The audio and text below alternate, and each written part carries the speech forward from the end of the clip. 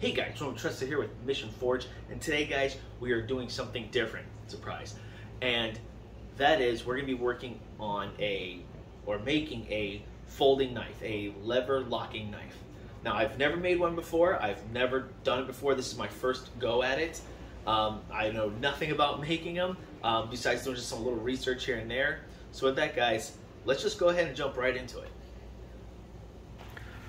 Okay, one of the things you're going to want to do is you're going to want to make a template. It's easy to make a bunch of templates. As you can see, I have one piece here. I made this locking lever here. Then I made another one with the little nipple on there, because what I'm going to try to do is just have it line up with the choil when it closes. And of course, it didn't line up properly.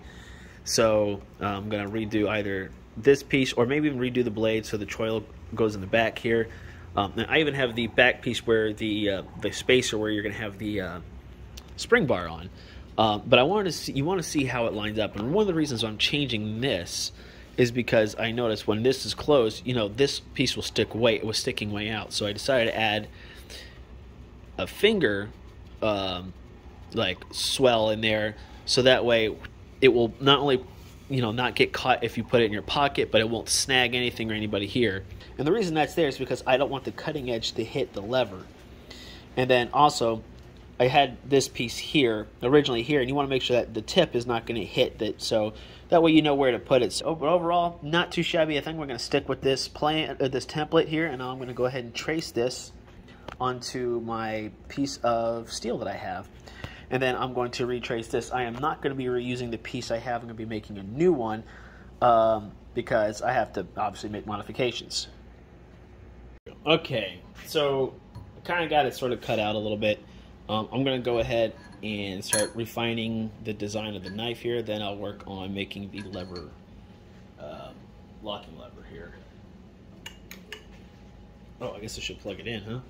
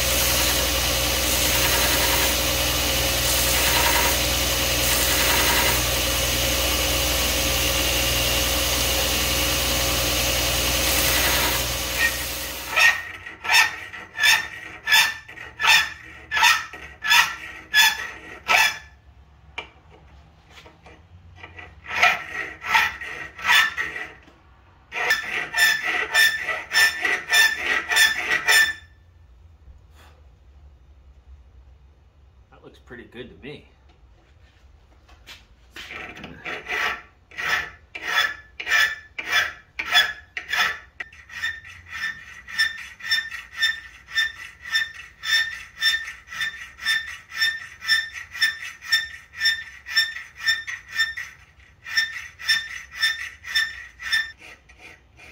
So what I'm doing right here is slightly rounding this edge, so that way when it rotates, it's not grinding against something with an angle there. It will be hopefully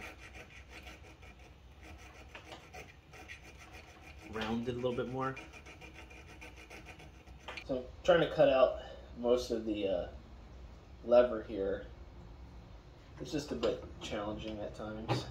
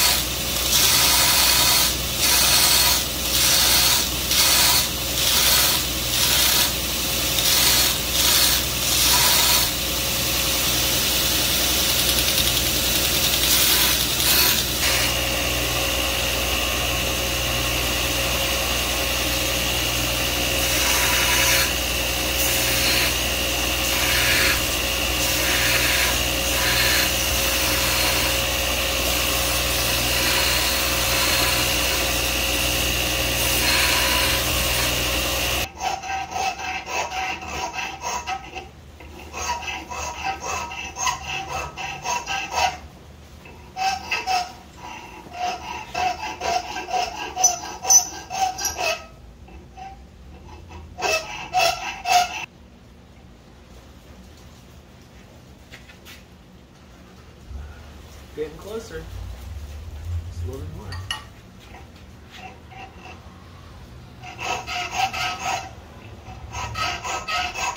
We are right there. Almost there. Just a little bit more filing. And we should be good to go for width-wise.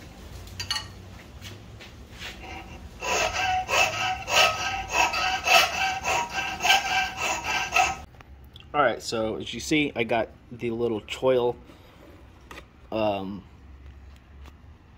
out and filed down, and I refined this little nipple here so that way when it, of course it's not going to open because, you know, but when it snaps in place, what's going to happen is once there's constant tension, it'll hold that blade in place a little bit more, but it prevents the cutting edge from resting up against anything. And that's the point of that. So that way, as you can see, boom, that's where it's going to sit. And then we won't have a dull blade. So next, make this piece here, and then make the spacer, and then the spring. All right, so you see I got the little pieces here ready to go. You know, that way they'll hopefully connect properly. I may have to adjust the spacing of the holes a little bit because it doesn't want to quite close all the way. But once it does, because in here our spacer is blocked, and you'll see I have the piece cut. I just used a hacksaw. Now right now for the spring I'm using an old hacksaw blade. It's thin, it's flexible, and that's what we're going. It's already kind of hardened and tempered, so that's what we're going with right now. I am actually ordering a proper spring. I've made one before, and just wasn't worth the headache trying to get something super thin and all that fun jazz. So, but what I'm doing now is I marked where I need to bend the spring, because what happens is it'll sit inside this groove here, right? And then when it sits inside there, right where it's bent, I need to bend it so that it kind of lines up with the bottom of the lever here. So that way there's always going to be some tension on it, but also so when I push down it will be able to slide a little bit. Because this is just a little too long. So I'm going to bend that, cut it, put it on, and we'll give it a little test run. Alright, so as you can see, I got the spring bar here. I didn't bend it, I just cut it where it needs to be. So it's spring loaded, it's not super hard. So, but if I wanted to pull this down, I can't. It's moving a lot because this is moving. But, and like I said, I may need to adjust the whole hair. But, good news is, if I push this down, I can then, I'm trying to do this one-handed, I can then, it will close. And then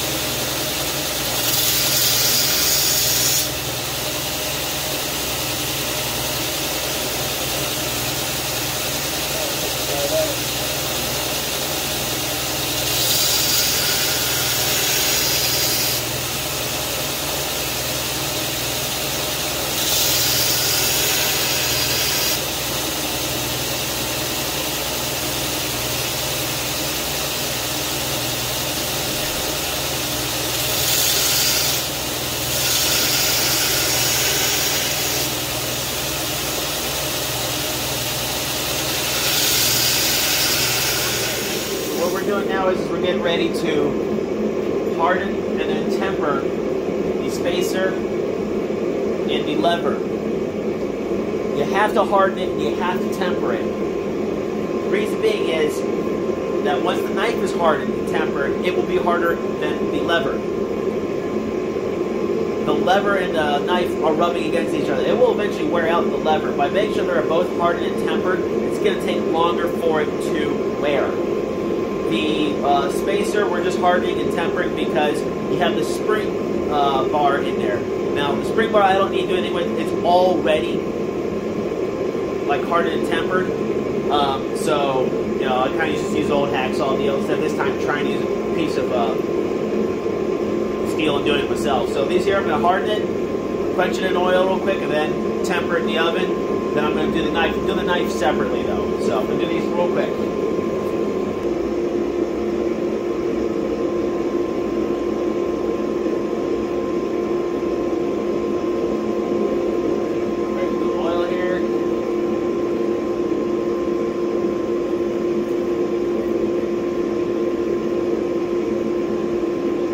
I preheated the oil.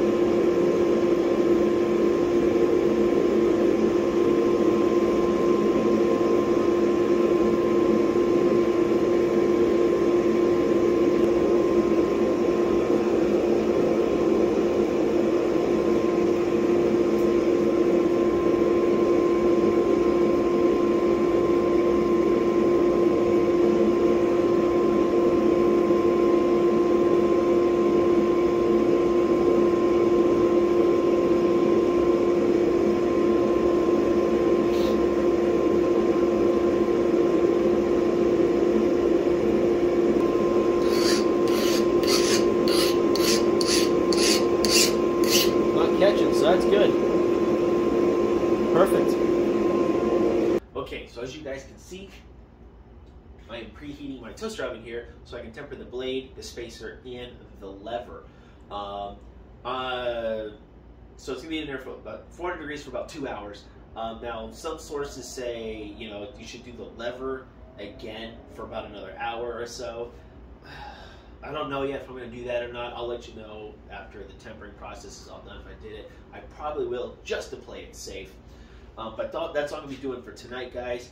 Tomorrow I'll be picking up with hand sanding all the little components there, getting them somewhat prettied up, definitely the blade, and then grinding in the bevels and all that fun stuff. Because I received most of the parts, we'll then go to working on the handle material and putting it together, hopefully. So, guys, I'll see you guys in a little bit. Okay, so we're back. Been working on the pocket knife here. We're not done. I went ahead, and I know it's hard to hear me, I'm sorry. Beveled the knife, messed it up a little bit, it's okay. Already put an edge on there. Drilled a hole through the knife blade so I can put a thumb screw thing there so I can open up easier. I cut out the scales and the liner. Of course, I did one side the wrong way, so whatever. So right now I'm actually in the process of shaping this. So I gotta cut in the little groove here so I can push in on the lever so this can close. Finish shaping this down, get it thin down a little bit some more. And then round it, obviously, because it's real blocky and all that other fun stuff. So, but the good news though is it does open and close. So I do need to clean it though, because now it's full of dust and stuff. But that's all right. But so it doesn't do anything. I need to actually push in on the piece here. Oh, I also hand sanded the blade down to 600 grit. I went ahead, didn't even bother videoing that. That's not very exciting. So with that now, get on here. Gonna continue shaping this. I have these little screws, pivot screws, or what do you want to call it, for the handle here. So I got to get this pretty thin. So you see the handle of the screws only goes through so much. So I'm gonna get to work, back to work grinding this down.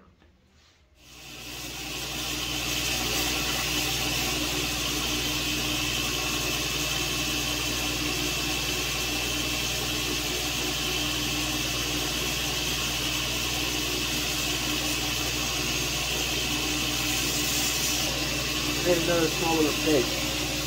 See this hole here? Look how thin that edge is up there.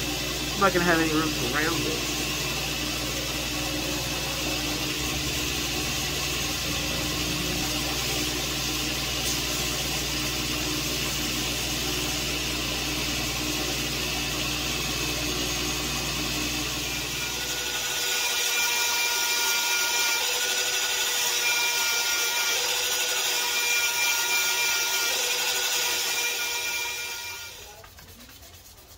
up to 1,000 grit.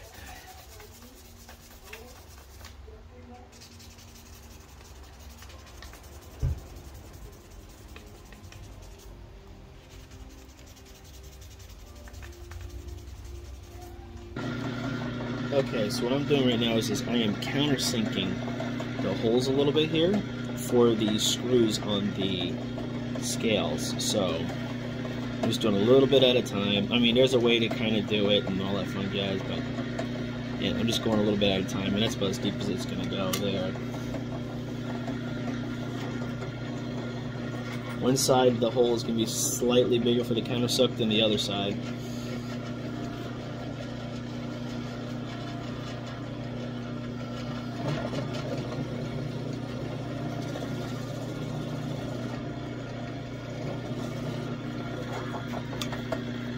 Just a little small countersunk there. Probably should have countersunk it before. Enter this down to 1,000 grit. But as I put it in there and I see like that, I go, okay, that's pretty good. You know, there's gonna be a slight bump sticking out. I'm fine with that.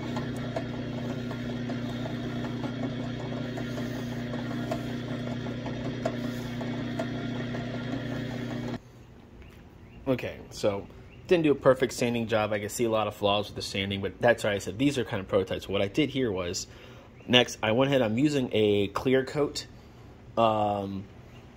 lacquer type deal, and it's supposed to be like crystal clear, and the reason I'm doing that is because it's supposed to be scratch resistant and all that other fun jazz. It gets a little harder because these are homemade handles, and they made out of like a resin compound stuff that we use, and it scratches easily. So what I've done before with this type of material is use a super glue. Then you have to sand it and super glue again, sand it, whatever. This time I'm going to try lacquer or whatever this is and see if it goes there. So I put 2 coats on, let it dry, and then I'm going to assemble it. Okay, since this is just a prototype knife deal or whatever, well, hold on, let me go explain what I'm doing next. So I got it assembled. Underneath the lever and the blade, I have one of these little Teflon washers underneath the lever and the blade on top of it. You're not necessarily going to want the blade and stuff to rub up against the actual scales. It could stick and make it hard to open or close. We'll see. So I'm going to try with these here, see how it works. If it's too loose or too easy, I'll take them off, and then they'll just be the scales on top of it. So I'm going to go ahead and put the other scale on. And what these are just little pin things that you can buy. You know, one little piece here is threaded, and the other side just goes through. I'm not going to flip it upside down just yet because all these things will fall off. So I'm going to get the other scale, put it on, screw them in. These are like really small Torx. I don't know what size they are, but they're really small. And then we'll give it a test run. Also, I have a little thumb thing to put there. So here it is, the completed knife. Yeah.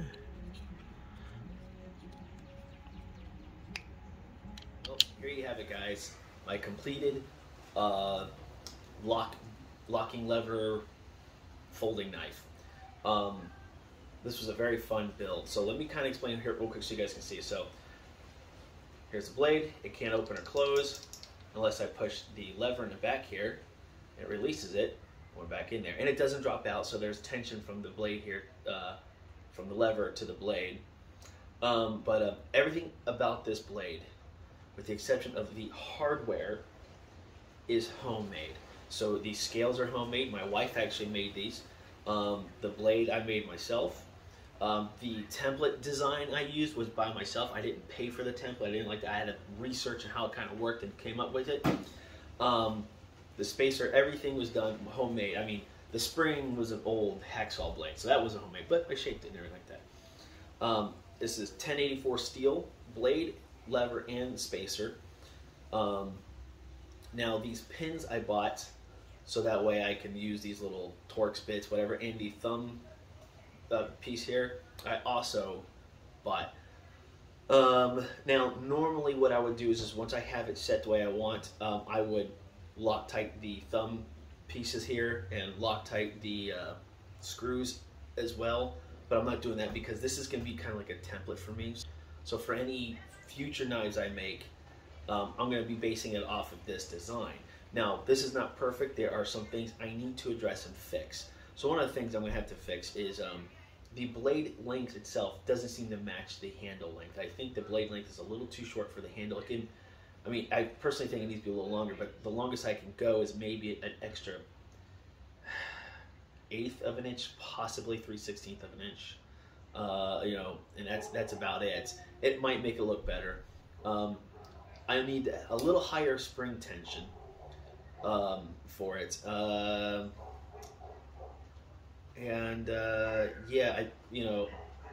Maybe countersink the screw head portions itself a little bit more. But overall though, that's it.